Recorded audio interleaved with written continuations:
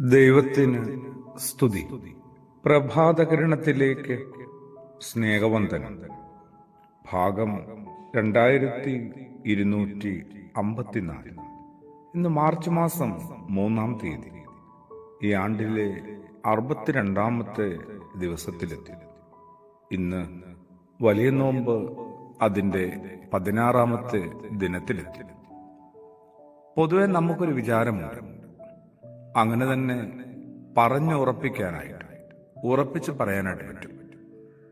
ഇനി അതില് ഇത്തിരി ഭേദഗതി വേണം.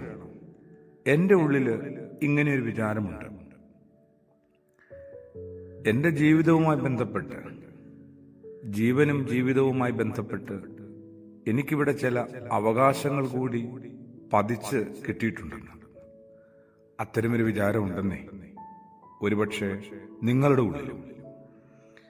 ഈ വിചാരം എന്തുമാത്രം സ്വസ്ഥതക്കേടും പിരിമുറുക്കവുമൊക്കെയാണ് നമുക്ക് സമ്മാനിക്കുന്നതെന്ന് നമ്മൾ തിരിച്ചറിയുന്നുണ്ടോ? ഈ നോമ്പുകാലത്ത് ഇത്തരം നുഖങ്ങളെയൊക്കെ ഒന്ന് പൊട്ടിച്ചു കളയാനായിട്ട്, ഇത്തരം ബന്ധനങ്ങളിൽ നിന്നൊക്കെ സ്വയം ഒന്ന് പുറത്തു കിടക്കാനായിട്ട് ശ്രമിക്കേണ്ടതാണ്, ശ്രദ്ധിക്കേണ്ടതാണ്. അർഹതയില്ലാത്തവയുടെ മേലുള്ള ആരുടെയൊക്കെയോ കടന്നുകയറ്റങ്ങളാണ് ഈ ഭൂതലത്തിനു മീതെ ഇന്നോളം മുഴങ്ങിയിട്ടുള്ള വിലാപങ്ങൾക്കൊക്കെ ഒരു പ്രധാന കാരണം. യേശുവിനോട് അടുക്കും തോറും തീർച്ചയായും ഒരാളിൽ സംഭവിക്കേണ്ട ഒരു രൂപാന്തരമുണ്ട്.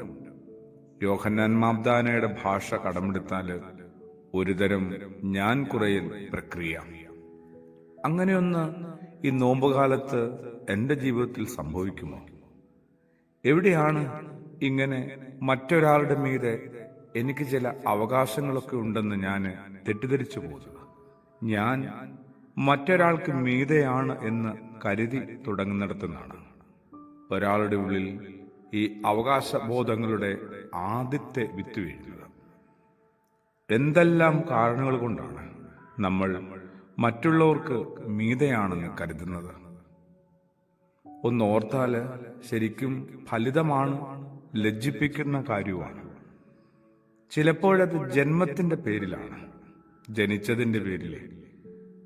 വാസ്തവത്തില് മേന്മ അവകാശപ്പെടാൻ ഒരു അടിസ്ഥാനവുമില്ലാത്ത കാരണമാണ്. തൻ്റെതായ അവനവൻ്റെതായ ഒരു ഇടപെടൽ പോലുമില്ലാതെ സംഭവിച്ച കാര്യമാണ്. പിന്നെങ്ങനെയാണ് ഇതിനിത്ര മേന്മ വരുന്നത്?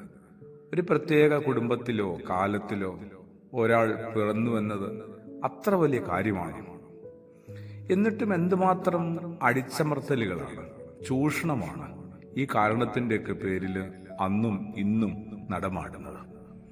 ന്യൂനപക്ഷ പ്രശ്നവും ദളിത് പ്രശ്നവും ഒക്കെ നൽകുന്ന സൂചന ഇത് തന്നെയല്ലേ? മനുഷ്യന്റെ മഹത്വത്തെ നിരന്തരം ഓർമ്മപ്പെടുത്തിക്കൊണ്ടായിരുന്നു ക്രിസ്തുയേശുവിന്റെ എല്ലാ പ്രവർത്തനങ്ങളും, ശുശ്രൂഷകളും, വാക്കുകളുമൊക്കെ.